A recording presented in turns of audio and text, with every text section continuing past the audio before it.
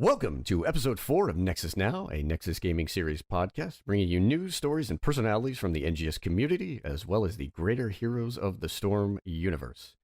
I am your host, Professor Bobo, and joining me to fill out the triumvirate will be Ghost Dunk and Murda. Fellas, how's it going? Oh, so good, I almost called you Murda. I'm so excited. I don't even know my own name. Bobo. Pod 4, we made it. Hey ho, Bobo. How you doing? G to the D, my man. What's going down? Not a lot. I'm enjoying Murda not remembering your name. I'm enjoying the NGS season upcoming, getting real hype for it. It's right around the corner. As of right now, we're up to like 140 teams. Exceeded my expectations. Whoa. We're pushing into Murda territory. Ghost, did you have a number in your head about how many teams we're going to have this season? I would like to have about 175 just so I can say to Heroes Lounge over in EU, finally, we're equal. It's also greedy on our parts because we get to cast more video games. Oh, yeah. Please more casts. I want all of the best games of the week, Bobo. And I do want to announce to our listeners, Bobo, huge promotion this week for you. Head caster of NGS. Thank you. Taking over for 7th Day, so we'll be moving into production, helping us out on the back end and doing all the hidden stuff with all the buttons and the overlays and the cartography. So congratulations, my friend. It's going to be really cool. Yeah. And I do have a couple of cool things that we're going to go ahead and try to implement here in season number 5. So for those of you out there that are casters or maybe caster hopefuls or even co-casters, keep an eye out in the Discord. I will go ahead and get some pins going and let you guys know when our usual meetings are coming in. But getting back to our pod, Nexus Now would not be here if it were not for the support of our patrons. A thank you to all of NGS's supporters. And if you would like to join our patrons, go to patreon.com/Nexus Gaming Series. All right. Previously on NGS, Nexus Now.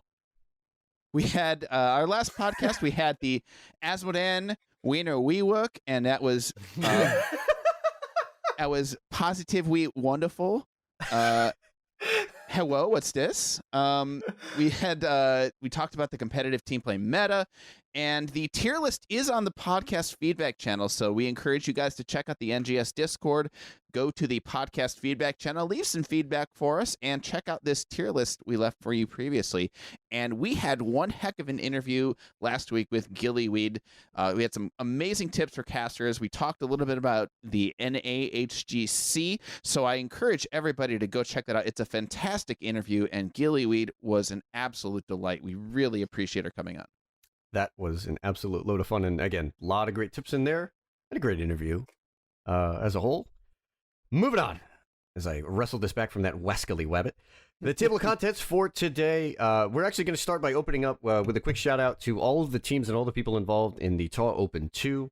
If you missed that tournament, the finals featured Team Name Change versus Team Maroon, who I believe now will be called Texas A&M, as they are a Heroes of the Dorm group. And TNC took the win in the finals. And I do want to give a personal shout out again to everybody involved. We had Graysville, Swing, Cat Peach, this fella Murda here also jumped in, and we have some great co-casts as TNC members Divine Fate and King Beatty jumped in, as well as Tarn, who I think, special shout out was like the MVP. He was over on the NGS channel. Tarn was amazing to cast with. Had a great time with him. That was awesome. Absolutely awesome. And other than that, again, we did get to see some cool things. We got to see some neat and interesting comps. We got a little bit of Murky. We got a little bit of Cho'Gall. A shout out to Hand Banana for playing the dopest hyper carry Illidan with the Abathur hat that I've seen in quite a while. And that was a lot of fun, and we're looking forward to do that in the future. But I'm now going to turn it over to Murda, who's got his own big ol' announcement and this big tournament coming up. So the ReGen Invitational, I mentioned it on the last podcast, will be taking place on Saturday, July 28th, starting at 3 p.m. Eastern, 12 p.m. noon Pacific. It is a 32-team event.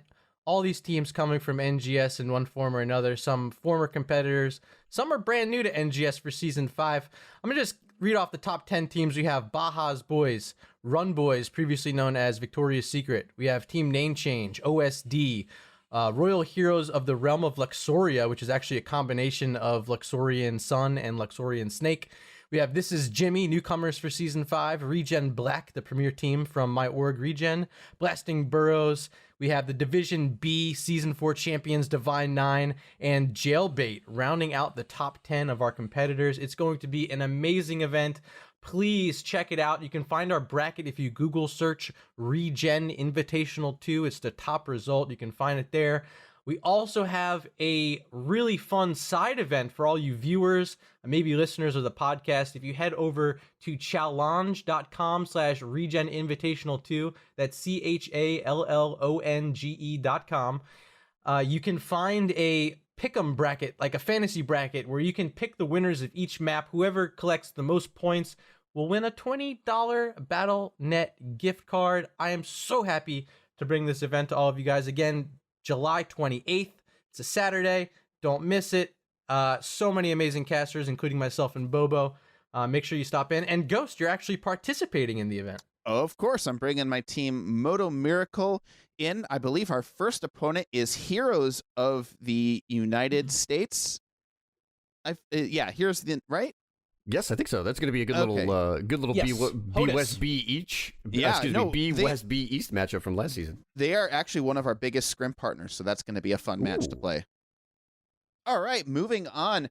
I think later in the pod, we're going to have Krosby and Ripper on. We're going to have an NGS roundtable. We're going to be talking about Season 5. We're going to be talking about all sorts of topics, triple ban, new maps, how to draft if you're a pro or if you're a NGS amateur, I guess is the best word to put it. If you're in NGS looking to play competitive HOTS, you're going to want to listen to this interview later on. And next episode, we are going to get into Season 5. We're going to talk about the changes for Season 5, rule changes. We're going to go div by div, and we're going to talk about the new teams and the new season of NGS. And we're going to give you some extra post-meet hall information there. So I'm very excited about next episode as well. But you're going to want to stick around and listen to this one.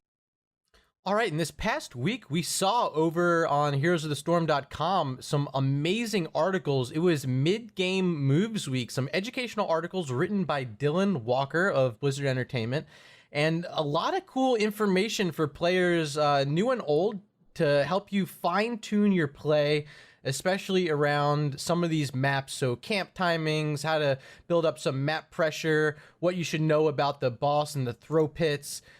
He talked a bit about the Chinese bush meta, how to push your advantage to the max, and of course, one of my favorite aspects, we scaling, baby. Find out about these heroes who scale late into the game, how it can impact your NGS matches. If you are new or old to Heroes of the Storm, I strongly encourage you to check out these articles. Again, Dylan Walker did a fantastic job, brought on some pros for their bits of information as well, and overall, really well written. Bobo, Ghost, did you guys get a chance to peek at these at all? Absolutely. There was a lot of great snippets there from current pros offering their advice. And it's just great to see Blizz starting to help improve the knowledge base for players across all of the tiers here in HOT. Yeah, these are fantastic articles, especially the one, my favorite was on camp timings and map pressure, because that's probably one of the least understood aspects of the game, especially at a mid-tier level. Season 5 for NGS starts on August 6th, and as our listeners will know, we have been trying to set up our players and our community with a lot of information heading on in. We've been fortunate enough to have interviews with Kev Guest and Gilly, and they've shared their perspective on HOTS and given a lot of great pointers. And as we approach this season, one of my goals was to go ahead and keep bringing a great and a high level of knowledge and bring that to the community at large. So today we're going to go ahead and bring two guests onto the show and have a little bit of a roundtable discussion. And if you have previously listened to our podcast, on the last one, we did try to set this one up by talking about the specific hero meta. And we've gone ahead and we do have a tier list, which we're going to go ahead and maintain there in the podcast feedback channel on our Discord. And in addition, we did talk about which maps are popular right now and which are trending across all levels of competitive play. But one thing that we have not been able to touch on, and one thing that is going to dramatically change for season number 5, is how the draft works, as Blizzard has implemented the triple ban, 2 bans at the top of the draft, maintaining the single ban there in the middle. So that will be a large part of the focus today as we go ahead and we bring in 2 esteemed guests, and we are very fortunate today to be joined by the analyst for Reborn, currently open divs, number 3 team, Krosby. Welcome. Thank you for being on the show today. Hey. And we are also joined by one of my OGs, somebody that I learned quite a bit from, one of the most active casters and coaches in all of NGS. We have Ripper on with us as well. Hey, thanks for having me on. Happy Right to be on. here. Absolutely. And like I said, I'm very happy you guys were at the top of the list for people that we were looking to get some info from. But just definitely give yourself a little bit of time to introduce yourselves. Krosby, you are up first, sir. Sure. Krosby. I'm a former NGS player, former HGCO player. Currently the analyst for Reborn. Like you said, we're currently in about 3rd place. Had a little bit of a rush showing in the last set, but hopefully we'll recover from there. My primary responsibilities are kind of theory crafting drafts, looking at stats, just figuring out how I can improve the team from outside of the actual game. So. Right on. And Rip, what are you going to be up to in season number 5?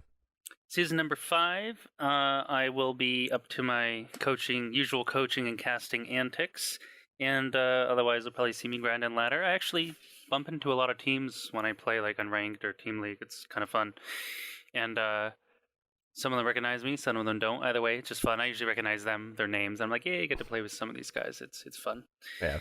For anybody who's like new to NGS, if you just start up in the season and you start to pick on some of the names a little bit while you are playing in your games, you will soon find out that Team League and Unranked as soon as the season gets going is just dominated by 5 stacks of NGS teams. You will get to know people. You will run into just about everybody. Don't forget to give your shoutouts in general chat. I've definitely had a run-in with Ripper before. All right, so to go ahead and let's start this chat going with what is your just general draft philosophy? What do you guys like to instruct your teams? What directions do you like to go in? And then maybe on top of that, where do you maybe deviate from where the norms? Where do you look to try to find opportunities to go in different directions?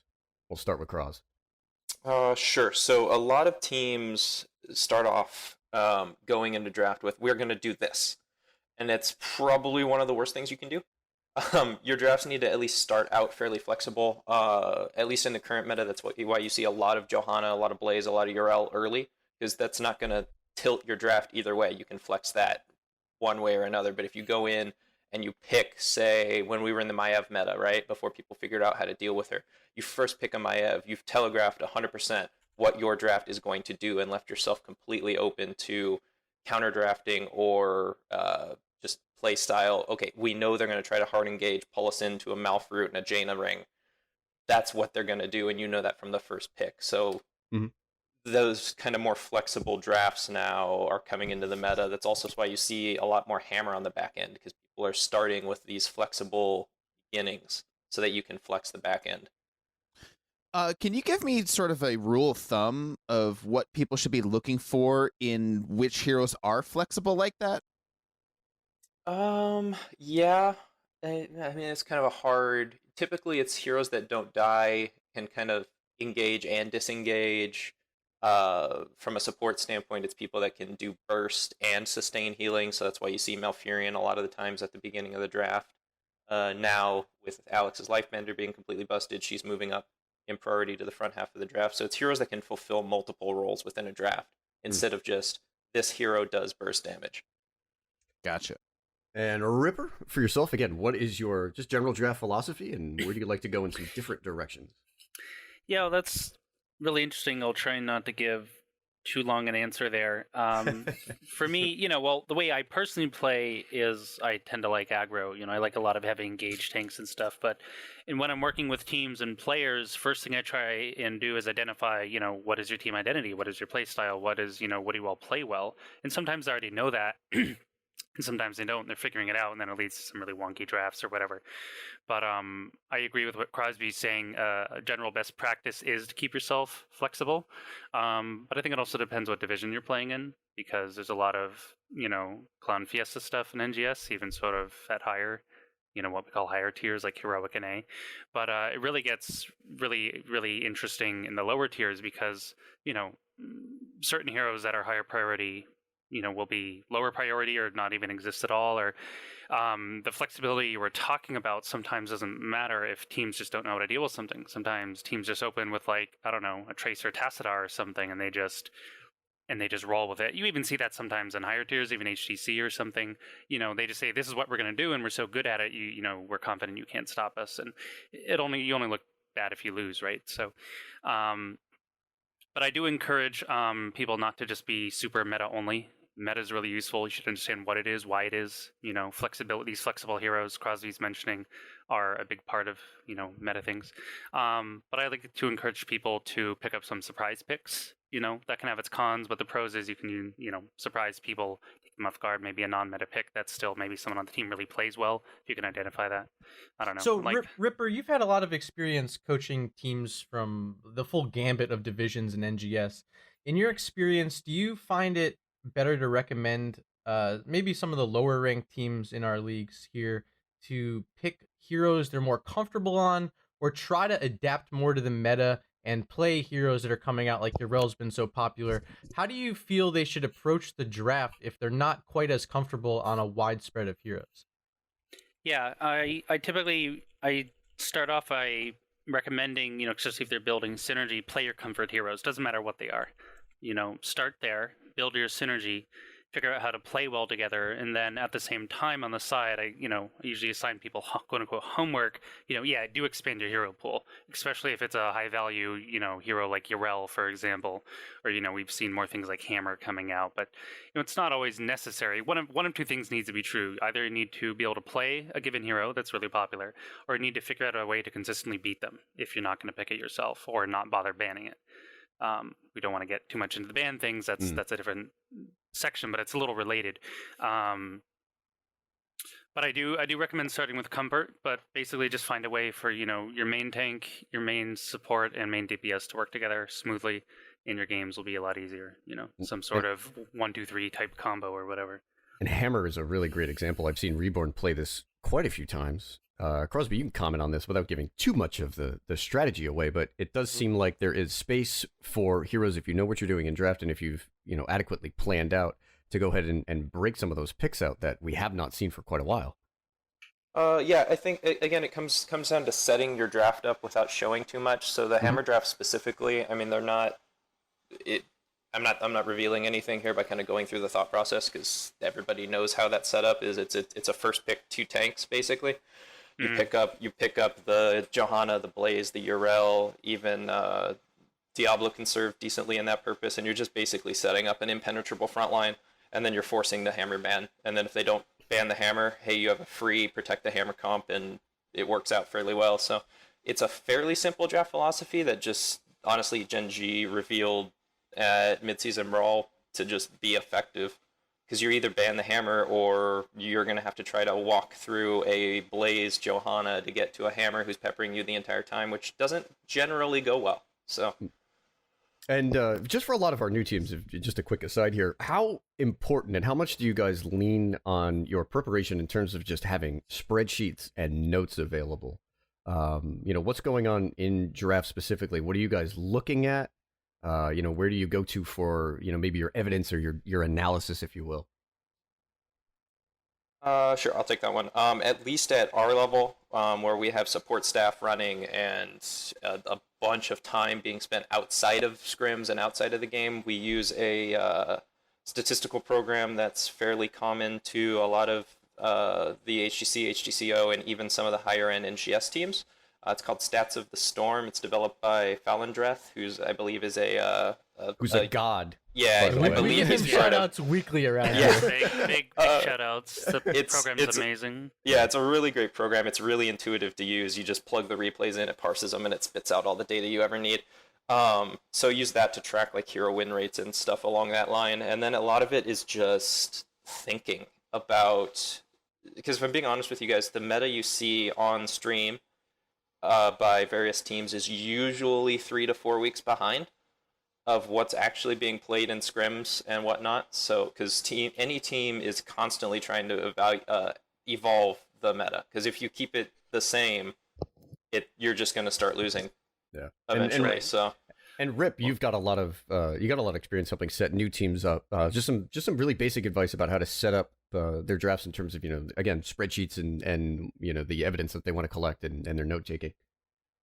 Yeah, well, it's interesting. I agree with Krosby. Stats of the Storm is really good. I believe there's even an NGS article, like a video on how to use it. So if you haven't done that, whatever team captain, team manager, anyone who's inspired, whatever XYZ player should definitely check that out because there's like a perception versus reality thing sometimes where some players are like, I'm amazing on this hero. And then you look at the data and it's like, well, actually you're not, and that may not always be their fault. Maybe it's just a anti-team synergy thing or whatever, blah, blah, blah. But facts are important, and some players are more self-aware than others. And, there's some even basic stats within the game, which gives you a vague reference, the Blizzard statistics tab in your profile. But Stats of the Storm is definitely the way to go because then you can deep peek at things. It really depends how hard you want to go at the game, I guess, right? Because some people show up to NGS and just play super casual. They practice like once a week or whatever.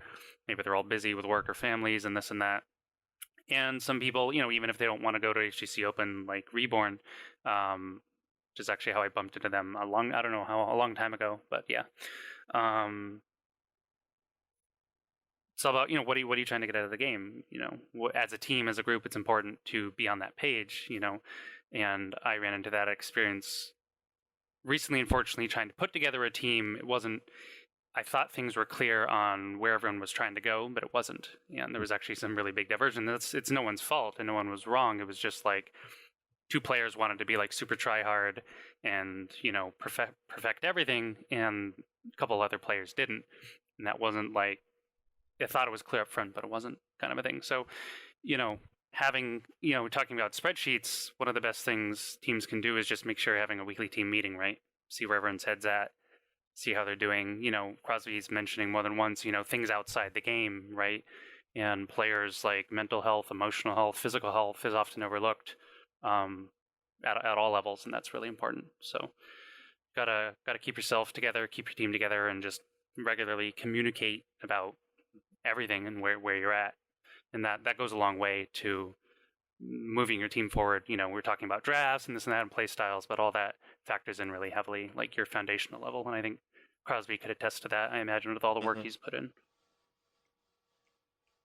Yeah, the one thing I actually forgot to mention about, if we can go back 2 questions, if people don't mind, about building your draft, is you eat.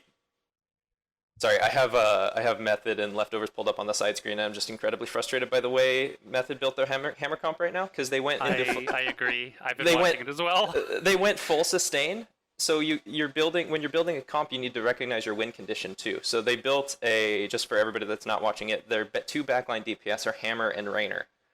They're never... which is fine, right? You see your traditional Hammer comps, and they poke everybody down, and then they finish somebody with BFG.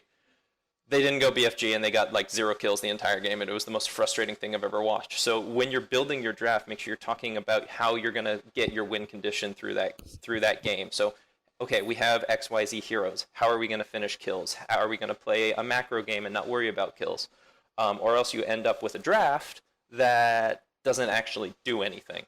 So I just wanted to get that point out because it was driving me nuts watching this game on the side. Well, that's a really good point, and it happens every day in Hero League, and it happens all the time in NGS. Through a variety of ways. Either it could be the draft itself. Someone will like, "Hey, Ripper, look at this replay," and I pull it up, and within like 5 seconds, I'm like, "Wow, I can see why you lost. Like this just doesn't work."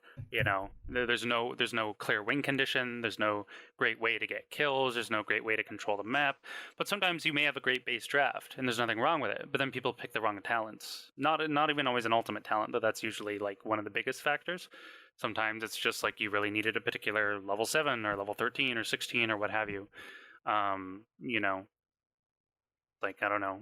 I was playing a game the other day as Garrosh, and somebody went Cassia, and then they went Valkyrie instead of going Ball Lightning, even though the enemy team was all dogpiling. We already had Pick because we have a Garrosh. Don't really need another ranged pull skill. We needed more damage that does AoE. It's just a very basic example, but yeah. If you're on a 5-man, which you should be in NGS and open and everything, you have the comms, you got to communicate. And people really need to think about, both individually and team-wide, what's the point of these talents? How are we winning? And if it's not clear, then, again, back to comms, back to communication. Somebody should be saying, this is what we need, this is what we're looking for. Ideally, players are skilled enough, especially when you're playing something like Open or HTC itself. You would think they have, the analysis to go, oh yeah, this is like what we need to do. But game is hard. There's a nice Dota chat wheel option that just says game is hard. I think HOTS needs that. The game's hard, not hard at the same time. What's hard is just, 5 people looking at the screen, expecting them all to see and come to the same conclusion, right? That's unrealistic, which is why there's shot callers and analysts and all this stuff. Yeah, so the game has changed pretty significantly, I would say, recently with the addition of 2 extra bans in the top slot. What do you guys think the impact is of the new triple ban phase? What elo do you? Yeah, what elo do you want to start at? Because it's going to vary from bronze to HGC. Let's take it like this. How is the triple ban going to affect teams in NGS that are looking to form a comp, and how is it going to affect the open division? So, we can go to both of you guys. We can go to Krosby for how it's going to affect teams at the open division level, and Ripper for how it's going to affect your teams that you're coaching. All right. Krosby can start, I imagine. Sure. So I've noted we've basically theory crafted about 4 general drafting strategies right now with the extra bans. So because at the open level and probably heroic division level, your players on your team and the opponent's team, you can look to target ban somebody out. You can look to leave all of the OPs up if you're second or first pick, because then you just get them. You can look to ban them all out, which I have a feeling is, at least in the first couple weeks, is going to be the go-to strategy. And then the 4th is you can set up like a niche pick, which I haven't seen a lot of experimenting with, but set up your Illidan's, your, a Zul'jin on BOE or something. So those are kind of the 4 general drafting thoughts that I have right now regarding third ban. And again, I think that just ban all of the OPs and annoying heroes is going to be the one you see early, but I think we're going to evolve into the other 3 over time. So at least for now, Genji's a dead hero. Chromie's probably a dead hero in certain elos.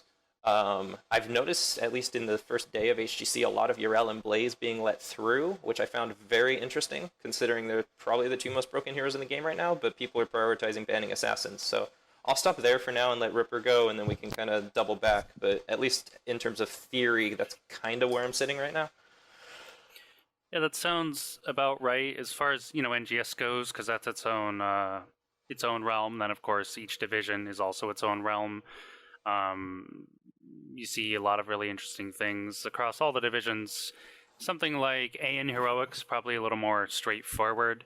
You do see a lot of assassin bans. Obviously, just you go into your average Hero League game, and it's like Genji ban, Raynor ban, Chromie ban, and then usually Garrosh is being removed as well. Yeah, I think those are top 4 outright. Definitely. It almost seems like, I think it was interesting that Krosby brought up the point about Yrel and Blaze getting through. From my experience, usually the off lane seems to be the least targeted role so far. But I would agree Ripper with that overall.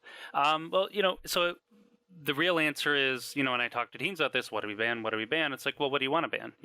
What are you trying to do? How are you trying to win? There's different banning philosophies, right? You can target ban if you know your players, like you're talking about, like, wow, they're just some god tier at XYZ hero. We don't either can't handle it or don't want to deal with it. We're just banning it, even if it's some unusual style hero, and what was it? Was it an A or B? I don't know. Someone was picked Gazlo all season and had like 14 wins with it. That was first pick Gazlo, GG AFK. Yeah. Shout out to Cass. I think right? Cass was like Cass. The specialist god for A. Stuff like that. It's unusual, but at a point, everyone's like, all right, you built an identity this season. This is what they're doing all the time. So it's like, do you figure out how to deal with Gazlo? Do you just ban the Gazlo? So the philosophies are, what do you want to do? What can you do? Is my advice. And if you don't know, go ahead. What I was going to ask is, given that you guys have talked about how there's different ways you can go in the triple ban, how important is it for teams to just feel confident in what they're doing? Super important. Right. Super confidence important. and be sure that they're not waffling too much and that they sort of lose the plot in the draft that they want. Yeah, that's pretty easy to happen. Krosby was talking about some time ago, you go in saying, well, I want this to happen. I mean, you should have a general idea, but you should also be willing to be flexible, like he was talking about, typically, because enemies will ban things and they will pick things that you want on average, and then you have to adjust. And maybe there's a hero that's replaceable, more or less, But sometimes there isn't. Sometimes there's a very specific hero you wanted and you don't get it, or they pick enough things, they're like, oh, wow, that plan looks really bad, and now we have to switch it up. So, yeah. Do you guys think that we're going to see a more diversity in heroes in both HGC, the Open, and in NGS because of this? I would hope so.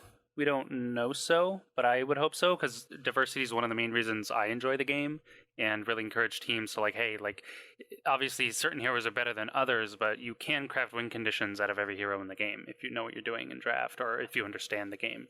Yeah. It may not necessarily be, you may have to play a different way or play harder, quote unquote harder or whatever, but everything's usable, at least in NGS. Open and HGC itself have different rules, different metas, because everyone's playing at a certain level, and min-maxing everything all the time. The reason meta heroes tend to be really good is because when you min-max their performance in the game, they're higher impact than the other heroes in a given class. But if you're not, usually anyway. Krosby, are we going to see some crazy stuff in HGC Open? I don't know, because it's so hard, because the niche heroes at that level just get shut down so hard by one pick or one player. It's really hard. I don't know. We've already seen, if you watched the last Open, some inklings of some melee assassins coming back. I think that's going to be the biggest shift you see, is when we ban out some of these hypermobile or CC heavy heroes, melee assassins making a comeback. And you saw that a little bit this weekend in HGC 2. But it's really going to be hard, just because the level of execution is so hard. And like Ripper said, the game is hard. I mean, you want your drafts to be confident, but you also need to balance that with level of execution. I know I've worked with a couple NGS teams that went in with like an Anubarak, Genji, Greymane composition or something, like, yeah, we were going to dive in, cocoon this person, and kill that person. And then they never executed it. So you have to balance it with ease of use too. Even at the Open level, I've seen people go, including my team, go in with these perfect comps that are just execution heavy, and at that level you mess 5 seconds of the game up and you're down by 2 levels. So it's a hard thing to balance, especially when it comes to niche heroes. I don't think we'll see it in the next 2 months, but maybe after that, as people start experimenting more and getting more confident on heroes, you'll see it come out. But it's going to be tricky. I don't know. Okay. Go ahead. Oh yeah, I was going to ask about maps and how that might change. Are we going to see different map priorities in this meta? Second would be, is Alterac Pass going to be coming to HGC after the BlizzCon? And the redesigned Braxis holdout, is that going to improve the popularity of that map? Alterac Pass needs significant work still. I still, and this is just my personal opinion, think the map is fundamentally flawed for a competitive standpoint, because it's a 3-lane objective push that's all or nothing, and that does not exist in the game right now. Cursed Hollow is a 3-lane objective push that you can bank. You can save your 2 tributes, your 1 tribute, and then snowball backwards from there. Tomb of the Spider Queen, same thing. You save your gems, and you can come back. Alterac Pass is 3 lanes pushing. You lose the objective, you're down by 3 levels, and there's no comeback mechanic, basically. So it needs some adjustments, I think, before the high level is comfortable with it. I'd love to know Ripper's thoughts on it, but at least that's my opinion right now. And then what was the other one? Braxis? Well, yeah. Braxis, yeah. We know you're a big fan of Braxis. I was before the changes. We haven't gotten a lot of play on it now. I think the 1-3-1 kind of heavy rotation setup still works. It's just going to be, I can't decide if it's better or worse with the 30-second channel time and the auto stop on stepping on the point. So is it a less memeable map, if you will? It almost feels like, we have the experience as casters whenever we see Braxis where we anticipate something strange. Is it going to play as a more straightforward meta-friendly map? I see what you're getting at. I think so. I think you have more time to do actual macro play on the map now in terms Okay. of heavy rotate, take the camps, because 37 seconds is a heck of a lot longer than 30, and the initial Zerg wave is crazy strong. Like it has an Ultralisk, Guardian, 3 Hydralisks. Like it's crazy strong. You actually have to defend it if you get 100-0 wave. You actually have to defend the 0. Yeah, the problem I've seen with Braxis is that second pick is really bad. Like first pick basically wins you the map, so nobody picks it. Do we see that changing at all? I have a complete opposite opinion on that just because of the way we draft Braxis. But maybe. I don't know. It's weird. I've seen many more games on Braxis go to 20 now, though. So I'm not sure. Ripper? I'll start with Braxis since we're talking about Braxis. It's definitely a better map. I've always liked the map regardless, personally, but I like all the maps. I'm a weirdo, even like Blackheart's Bay and whatever. But I agree. That's just a personal play it. Like as far as competitive goes, I agree. Certain maps will get to Alterac, need work, for example. The biggest takeaway from Braxis for me is after the changes is the fact even if you get 0 channel time on the beacon, you actually get a pretty big Zerg wave, as Krosby is mentioning, and it's threatening enough now that you have to defend sometimes with more than one hero, especially in the mid game. The thing will just roll your fort or whatever. It's like, holy crap. I like it and I don't like it at the same time. I don't like it in a sense because it's like you get really rewarded for doing nothing with the objective, which is unusual in this game, right? Typically, you're rewarded. But I agree that the prior Braxis was too snowbally, so this is a good way to anti-snowball, in a sense, and the better channel times and everything. As far as being more meta-friendly, I think yes and no. 2-lane maps are always their own beast, which is why you always see weird stuff, Haunted Mines, for example. Of course, that's not in rotation, but you can and sort of need to play them very differently from a 3-lane map, so inherently the draft's going to be different. There tends to be a lot of death ball, for example, less macro, but will there be more macro? Could be. I mean, there's more than one way to play the map, but I'm sure Reborn has a good handle on it. Who back in the day was super good at it? Was that Team 8 or something? Or they would just GFE a lot. GFE, yeah. They always tried to break Braxis, especially with the 2-3 split and the different use of globals. I remember on Braxis as well. Yeah, a lot of floating Muradin and whatever, and I think those are still viable. But more time for camps, yeah. I mean, it's always useful to have wave clear or strong camp hero and stuff. So I have a question about Braxis. Again, I think I've mentioned this on the pod before. I'm a big fan of Braxis. It's always been one of my favorite maps. With this specific change now where you stand on the point and the channel stops, how does that specific aspect change how the map's going to be played? Which heroes do you think we're going to see more of just because of that mechanic? We'll start with Krosby. I'm trying to decide where I want Muradin to be. He's the big one because the back capping was already such a strong strategy, and now that it auto cancels as soon as you step on it, I'm curious to see if he even gets banned off the map, just first ban, just because the 30-second channel time and just being able to throw Muradin on the point, stand there, stall, hop away while your team is taking camps, shoving structures, doing something else is just incredibly strong. So I'm really going to be curious to see if Muradin gets to a first ban level on that map just because of that. Well, yeah, Dwarf Toss gives them that reliable jump in, jump out overall as well. Pretty important. I think it's important because a lot of people scramble, for various reasons to last-minute objective stuff, right, on whatever the map, but Braxis in this case. Either it's because you were off, shoving a lane and you're winning, or it's because you're really behind and you're scrambling to fight, or whatever it might be, clearing some big camp or whatever. It's relevant because you can stall longer now. So what Krosby was saying, will stall heroes be more important? Who can reliably stall? Muradin, Yarel's probably great. Blaze is already good on the map anyway. Will there be maybe more non-frontliner strategies? Probably not. I mean, heroes like Genji or Medivh or Zeratul already see play on the map anyway, just because of the roaming power on that map is usually good.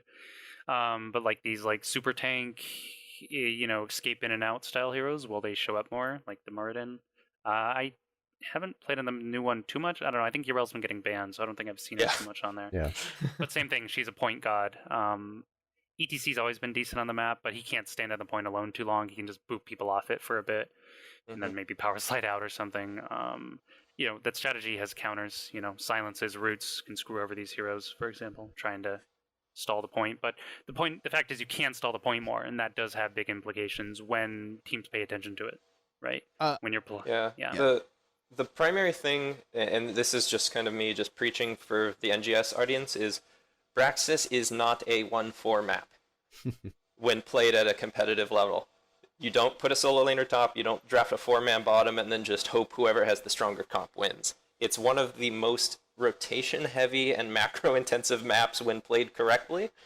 Theoretically, you can make a 1-4 work, but when you're playing basically a placeholder top, like a Yrel or a Blaze that can hold it, something bottom, like a Junkrat or a Gul'dan that can hold the wave, and then you have a very solid 3-man rotate that's bouncing between top, bottom, taking camps, the map gets crazy macro-intensive and is incredibly fun to play.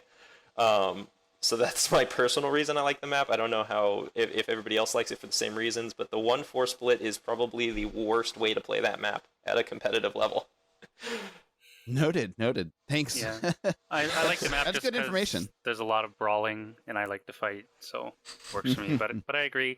I think a lot of players overlook how the map could be played or should be played, and they do just tunnel vision on these lanes, this 1-4, this 2-3, and it's like there's other things to do. You can invade, cut through the middle, intercept, grab these camps, get your timings, and I think people will work it out a little more. I think players might be a little more quote unquote brave to try it out now that there's some of these changes. It's not as punishing, it's not as snowbally. The games do go later, as Krosby was saying. Mm-hmm. So I hope to see it more. I think it's a good map. It's a very easy map to it's easy to lose in the map very quickly if you don't know what you're doing. And that's sort of true on every map, but more so with Braxis. And maybe with Alterac, we'll go over that real quick. Krosby had some comments. I agree.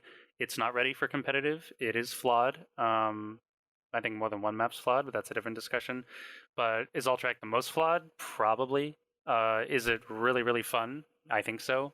I'm also a huge, Warcraft lore fan nerd, whatever. So I sort of geek out on the map in general. I really like the design and aesthetic and everything.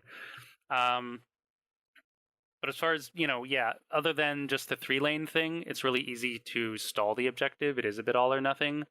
And unlike something like Braxis, where if you channel a certain amount or even not, you still get something, Alterac is all or nothing. You could have, 0.01 seconds left on that channel to trigger the cavalry and not get it, and you still get nothing, right? So, and those timers get really long, 20, 30, 40 seconds as the game goes on.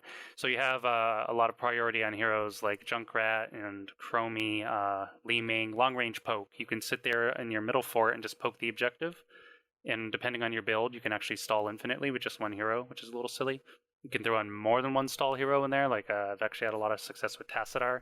He gets his psionic range or whatever and W's them. Stitches can hook people over the walls.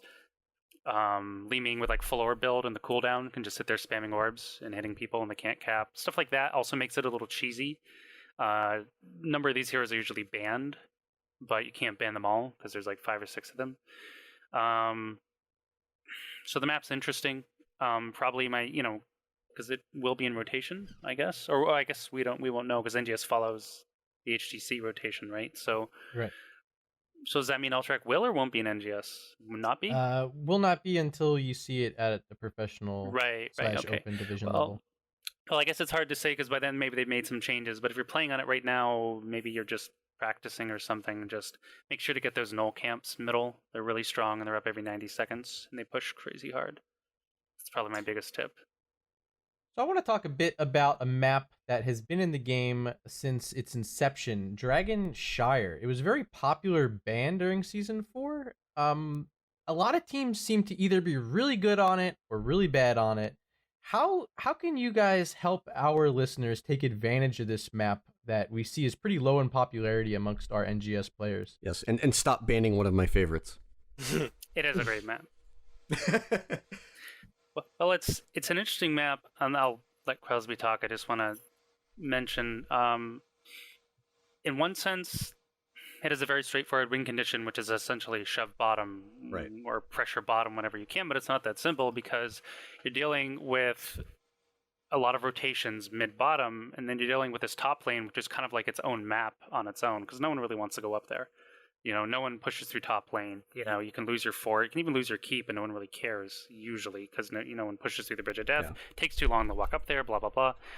But nonetheless, we've talked about the power of rotations. Crosby's been mentioning it a lot, and I think it's just people get there's a lot of subtle directions on the map, and I think people get pulled and they don't find a way to cohesively, make those decisions. Like, oh, do we need to help top? Should we take this camp now? Do we double stack the camp's bottom and then push the forward, or try and push the keep wall? Where do we take the DK? Blah, blah, blah. How are we controlling the Dragon Knights? Are we focusing too much on the objective? Are we focusing too little on the objective? The biggest problem I see is everyone thinks they always have to have both points capped at all times, no matter what. I agree. I do agree. I think the one issue that I usually see when teams are playing Dragonshire is that they don't know when to break off from their rotations, and also just not being cognizant of when the enemy team might be camping, so on and so forth. That has to be backed up on comms very, very strongly. But Crosby, your thoughts on Dragonshire, and again, just a couple of pointers for a map that in my games was probably banned out maybe 2/3 of my casts. Sure. So for anybody listening to this podcast that happens to be in a game right now, look to the bottom right of your screen. There's a little mini map down there. If you'll notice, the enemy team's portraits are shown on it. I'm being a little facetious, but honestly, the biggest issue with Dragonshire for a lot of people is they don't have map awareness. It's one of the most rotation heavy and individual skill maps in the game. So if you don't have the mental of, okay, here's where all these players likely are, and they're not on the map, so they're likely coming to kill me, it can become a very, very difficult map very quickly. More so than a lot of maps, to be honest. Yeah, I agree with that. You mentioned the individual skill thing. I think that's really relevant because there tends to be a lot of skirmishing. There tends to be a lot of one-on-one dueling, two-on-two dueling all over the map, whether it's top, middle, bottom, on the camps, in between the waves, and that little triangle of bushes or whatever.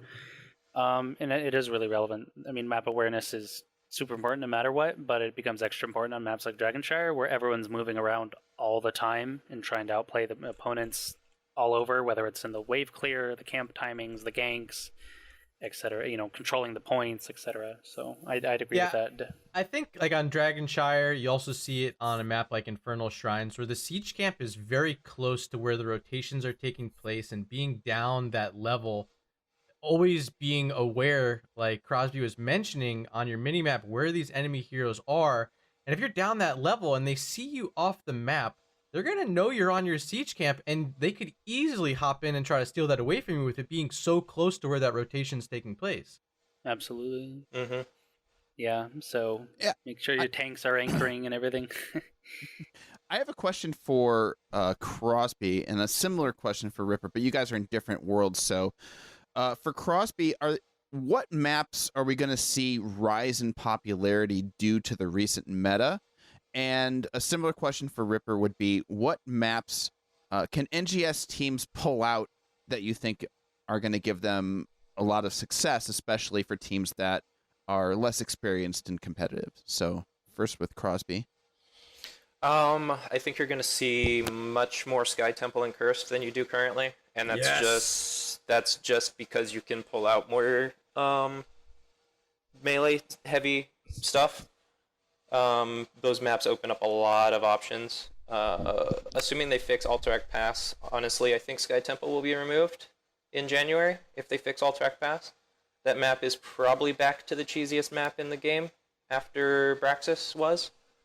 But I think you're going to see Sky Temple skyrocket, and it already kind of has before even third bans, just because you can do sneaky stuff like Solo Abathur, Valera Hat. Mm-hmm. So yeah, those are probably the two that are going to move up, because the other maps, once you remove the cheeky heroes, like if you remove Genji from the game, if you remove Sonya on Shrines, or Alex on Shrines, or Tychus on Shrines, they play a little more straightforward, so it'll be interesting, but I think you're going to see more Sky Temple and Curse try to be played. If not, they'll just move to the bans. Awesome. And just to repeat, because I probably shouldn't have led with this, Ripper, what maps can people in NGS play, especially for players that are newer to competitive HOTS? Yeah, newer to competitive HOTS, I would focus on more straightforward maps and less zany ones, probably more, Cursed Hollow is pretty traditional. Every map has its, quirks and everything, but we've discussed some of these maps being maybe really macro heavy or really map awareness intensive or whatever. So I think Cursed Hollow is like ye olde classic. It's pretty straightforward. Volskaya Foundry can be, I mean, no maps, you don't want to call any map easy, right? Because it can be really hard and it all depends on your skill level. But as far as like straightforward stuff goes, like obvious objective things, Volskaya, it's like, well, here's a point, we all show up and fight over it. And I think that's sort of one of the reasons why Infernal is also really popular. It can be really straightforward. You can ban out some of these heroes Crosby was talking about, and then you aren't hassled too much, and you just sort of start out by rotating early, maybe grab a camp, show up to the objective, duke it out. Like it's sort of a 1-2-3 pattern. Obviously, there's room for disrupting that pattern, but a lot of teams stick to the formula. For Infernal Shrines, Cursed Hollow, you can do a lot of the same. Tomb of the Spider Queen, in a sense, as well. Just rotate, grab gems, fight over turn in. Whoever turns in, yay, push. That's simplifying it, but trying to answer your question in my head. In what we have 4 maps out of rotation. I think Alterac Valley, once it gets reworked and like comes into competitive, could be straightforward, because tends to be a lot of currently just deathballing on it, but that's speculative because maybe they'll make changes and everything. But top 3 maps. I was going to say Alterac does seem like the kind of map that may be favored in NGS, if only because the side push is not too effective with the camps. Yeah. And again, it is a very forgiving map, and through playtesting thus far, where the core may be exposed, but is very rarely threatened outside of very late game when all the keeps are gone and there's a strong sort of team push. So I do think that one has potential. If we do get to see it in season 5 is another question though. Yeah, it has the potential. I agree. You can bring down the core to 1% and it just regens the full in like 10 seconds. Yeah. So you have to all in or don't bother, basically. So it's kind of cool in that sense. It's very forgiving and in some cases unforgiving. But yeah, I agree. It has the potential. One item that we were talking about, actually, before we jumped here onto the podcast, is we were trying to find some early tips and tricks thus far with the bands and how they're playing out specifically at like the HGC level. And one thing that Krosby noted is that thus far in NA, we are seeing a straight up ranged assassin choke, if you will. And it seems like a majority of the bans are being put out onto the strong assassins. Right now, for teams that are jumping into this season, do you believe that is going to translate throughout most of the levels here? Do you think that potentially the support pool and the tank pool is small enough that teams should actually avoid banning heroes out of those roles? I see a lot of tank and support choke in C&D. In fact, all 4 or 6 bans will be spent on tanks and supports, basically, and maybe not all 6 on supports, because then there's like none left. But maybe nobody left. You're playing Lily. Yeah, Lily and Morales or something, which is fine, But I see a lot of tank and support choke in the lower tiers, and I don't think that means it's indicative of lower skill level. I think it's just its own division meta. I think one of the quote-unquote safest bans to do is these annoying range assassins, because not throwing shade at anyone, but basically like biggest issue the game has is positioning, right? Right. And people are bad at positioning, they're bad at dodging. And these ranged heroes who can easily poke you all the time, often for free, whether it's like Chromie or Genji or Rainer or Hammer or whatever, okay, maybe not Hammer, but if she has auto hover or whatever, it's 7, I guess. They eat a lot of free damage, right? And then that means they're spending their support's mana, their wall taps, or their own mana if they have a self healer, whatever. They yikes and getting poked. So ideally, if you're getting poked, your team's also poking them with damage, but that doesn't often happen. So I think it's really easy, okay, these heroes are annoying, where our health balls are always low, let's just ban them, kind of a thing. And Crosby, you were the one that initially, sort of brought up this point about how so far at the top level we're seeing ranged assassins be the majority of the bans. Do you think that is reflective of the power level of those heroes, or are teams maybe afraid to be going after warriors and supports, especially early in the draft? Genji is 100% power level related. Yeah. I mean, as soon as they announced 3 bans, everybody's like, yeah, Genji's a dead hero. He's gone. He's totally gone. Although I do think he made it through an entire draft, maybe on Friday, and it shocked the heck out of me. But as you're saying, did. But also, I think if I remember correctly, if you look at the players that were on Genji, they're not exactly the scary Genji players. So, I mean, if it's a hero, if it's a player that hey, I can handle their Genji, then there's no real reason to ban it. But if it's like, I don't want to deal with Snitch's Genji, then you're banning the hero every single game. Same thing with Chromie, especially as you go lower. She's just annoying, so I don't want to play against her. Same thing with Garrosh. I don't want to have to worry about my positioning getting thrown out of into the back line and killed, so I'm just going to ban the hero. At the higher level, again, it's specific to NA because we have a plethora of really good assassin players, to the point where our really good assassin players are playing tanks and supports because there's a choke on HGC level tanks and support players. I think it's just easier to just continue to just ban all the assassins and put these really good assassin players on heroes they may not play, a lot. Because even if they're really good at the hero, and they have 50 games on the hero as opposed to 300, you're at least increasing the chance that they make a mistake. So, Yeah, I think it also ties into this flexibility. We're talking about people open with a lot of bruiser or tank picks, a certain support pick, and it doesn't give away their hand. Obviously the comps, it's a 5-man, everyone's important, but assassins tend to be a lot of the anchor points in drafts, sometimes it's certain warriors. But typically, what's defining your engage, what's defining your win condition, where's your wave clear, camp power, whatever, tends to come a lot from assassins, some bruisers and whatnot. So I think that sort of shows at all levels, really. But obviously at the open and pro level, people's positioning tend to be really good, and their understanding of all these micro moments, so certain things will be banned or not banned. But as far as NGS goes, it just varies. Just, what can you deal with, what can you not deal with as a team is really my most advice to most players. And as the season goes on, NGS is only so big, and if you're friendly with your division, and people also scrim with teams within the division and so on, you get to know the players and you get to know what they're good at. And okay, do we need to ban their, I don't know, Gazlo. They're Gazlo, exactly.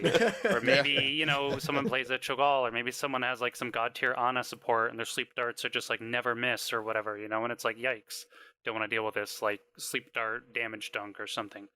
There's a team called Church of Murky. I assume they'll be drafting Murky. Maybe they're really good at Murky. I don't know.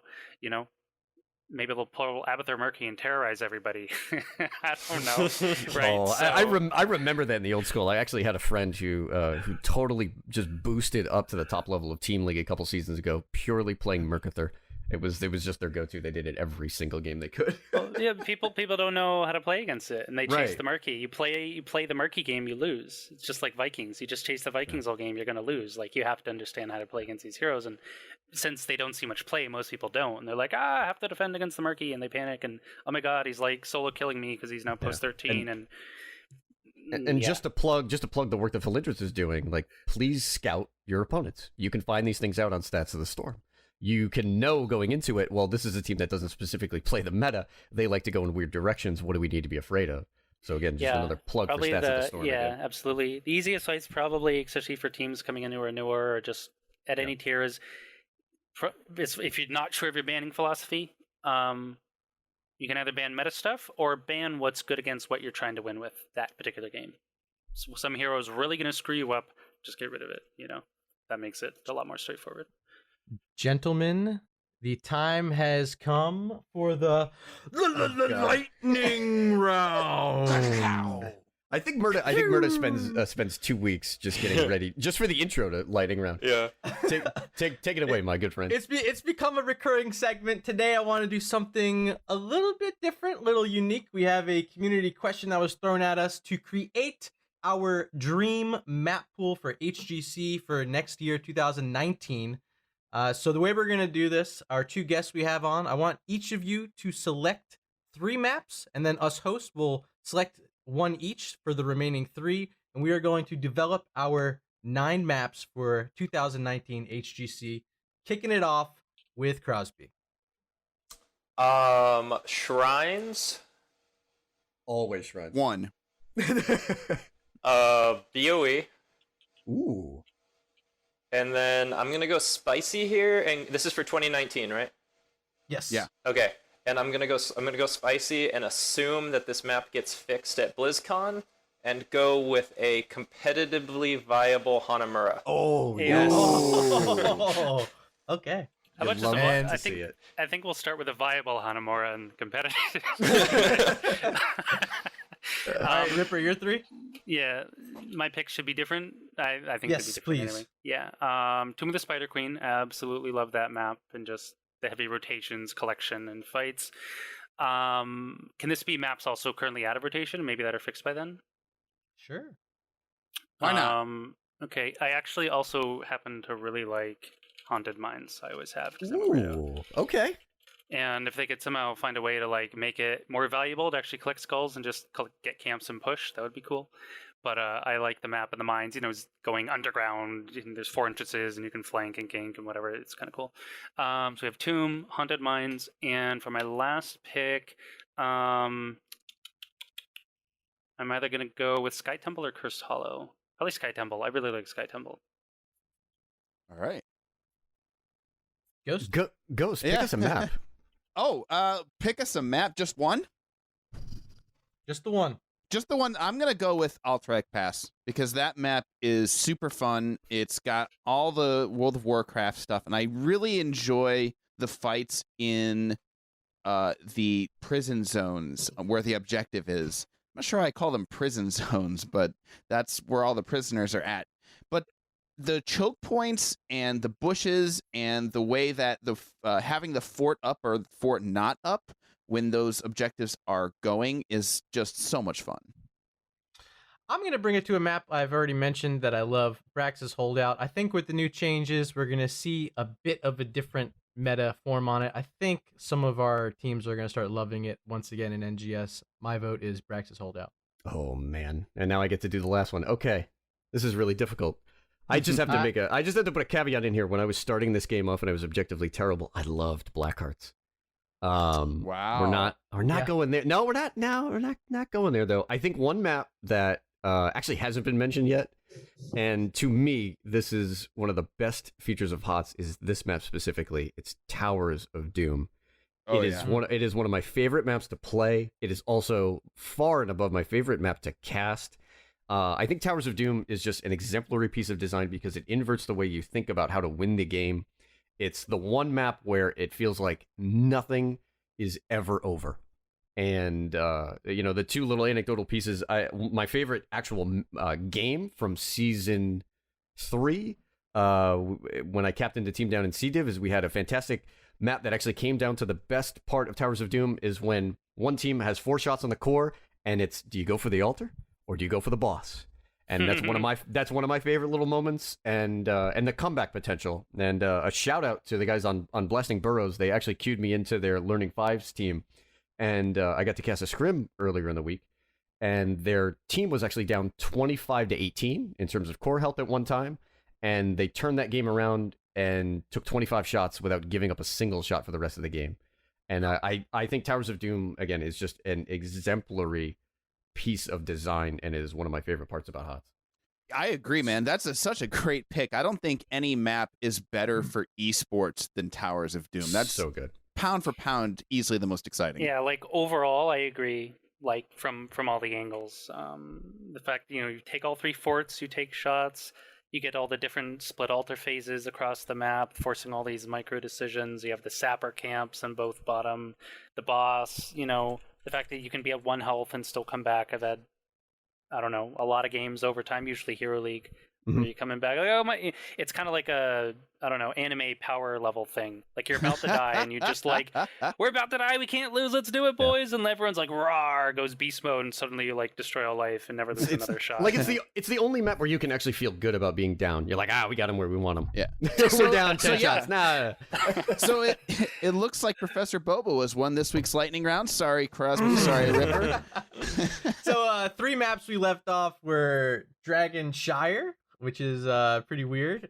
We left off, of course, the Sky Temple, and Cursed Hollow also wasn't mentioned. I picked Sky Temple. He had Sky or Curse. Yeah, he had Sky or Curse, and he went with Sky, which made me happy. I do like Sky a lot. Yeah, I mean, if we're not memeing, we replace Hanamura and Cursed Hollow with Dragonshire, Hanamura and Haunted Mines with Cursed Hollow and Dragonshire. But yeah, agreed. We're all trying to have fun. But I do think it would. I do think it would be really cool if we saw some just dramatic changes in the map pool. I do think the maps are what makes HOTS, and actually that attracted me to this game more than anything. Is like, I don't have to go to the same place every single game.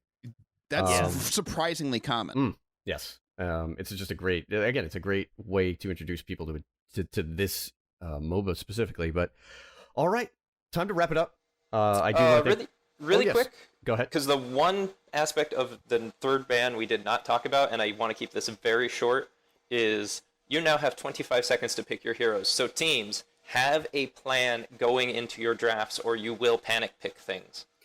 Yeah, that's been happening a lot. Again, keeping it short. Teams I work with, they aren't quite used to that, and there's a lot of there's 2 seconds left, and there's like 5 people talking, and sometimes they random. Sometimes, it's just you gotta lock something in reasonably, at a reasonable time. So, yeah, I agree. All right, so that is going to do it for our roundtable discussion here. I want to thank our guests, Krosby and Ripper. Gentlemen, why don't you let us know where we can find you out in the great wide world of HOTS? Krosby? Sure. Most active on Twitter. It's Krosby with a K, so KROSBY_HOTS. Fairly active there. Also active in a variety of educational discords. I won't shout them all out. And then obviously just shout out to the Reborn.gg family for supporting us and supporting the team and helping us do the work we're trying to do. So. And Rip, where are we going to find you this season? Mostly active on Twitch, just twitch.tv/RipperHots, all one word. Give him a follow. Ripper was actually one of the first people in NGS I followed. Watch those casts. They give a lot of info. Thank you very much. I do have a Twitter, though I don't really use it other than during the season. But that's also just at RipperHots, so I'm not as active there. But Twitch is where you mainly find me, or of course just around Discord. You can always send me a DM, and I just love talking about HOTS. Been a pleasure, guys. All right, thanks for having me. Yeah, great cast. Thanks for having us on. So we had an amazing time just now talking with Krosby and Ripper, our roundtable discussion. Big shout out once again to those 2 gentlemen for joining us this afternoon. I do want one more time to urge you to support this podcast, support NGS, all the fine work our admins and moderators do, as well as our entire support staff, including our casters and writers. You can support us by heading over to patreon.com/Nexus Gaming Series. Without you guys, none of this is possible, and we thank you so much for your support. And I want to bring on our editor. You guys might have seen him this week as he put out a supplemental interview with Dylan from Hotslogs.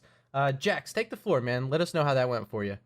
It went really well. I've been looking forward to this interview for a while now, and I think I've had a lot of questions that I've personally wanted to ask, and I know the community has wanted to ask of Hotslogs, and I think we get to a lot of great answers. We talk about what goes into making the MMR that we use so prominently in placements at the beginning of the season. That's coming up soon, so if you want an in-depth look at what goes into making these placements and determining where the boundaries are, if you think maybe you got gypped and that you are too high or too low, like this will pretty much explain why you got placed where you did. Later, we talk about site changes coming to the site. It's going to be in a bit of a flux for right now. They are looking to revamp all of the coding in the site, so things might be slow for now, but they are constantly looking to improve, so stay with them. And finally, we talk about probably the most controversial aspects that the community has been asking for. So we talk about HOTS API, their relationship to it, and then we move on to advertisements and what their ad philosophy is going forward and what they're looking to do in terms of outreach to the community to improve the general look of Hotslogs. And again, a special shout out, a thank you to our editor-in-chief, Jay Jexter Jameson. He is the MVP that puts all of this together, and he does a fantastic job. I don't know what we would do without him. Coming up on podcast number 5, again, we're doing the big season 5 preview. We are going to go division by division. We'll answer any remaining questions post Meat Hall. Maybe we'll have an appearance or 2 from some of the admin staff. We're definitely going to look to try to bring some of our veteran writers on as well to try to go ahead and set the stage here for season number 5. And for our listeners, keep an eye on the podcast feedback channel. We're going to have some fun opportunities here right before we get season 5 kicked off. I know that I am looking forward to it. Fellas, it's going to be a big one. It will be. And Jax, I will get you more pictures of the Spider Queen as soon as I can. But until then, I think that's it for us. Guys, our hosts have been me, Ghost Dunk, Professor Bobo, and Murda. Professor Bobo, where can everyone reach you?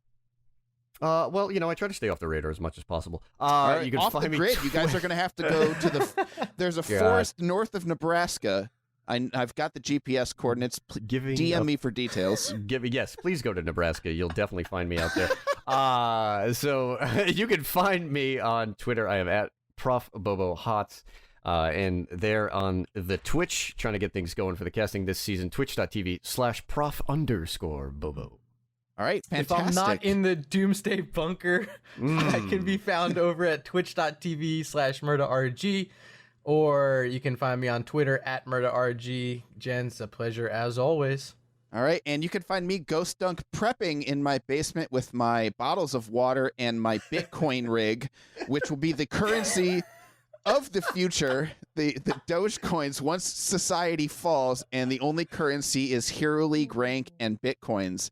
I will be king amongst all men, but until then, you can find me at twitch.tv/ghostdunk or on Twitter at IlluminatedWax. And that's it for pod number 4. Thank you guys so much for listening to Nexus Now. We really appreciate your listenership. And I just want to give one more shout out to Smithel.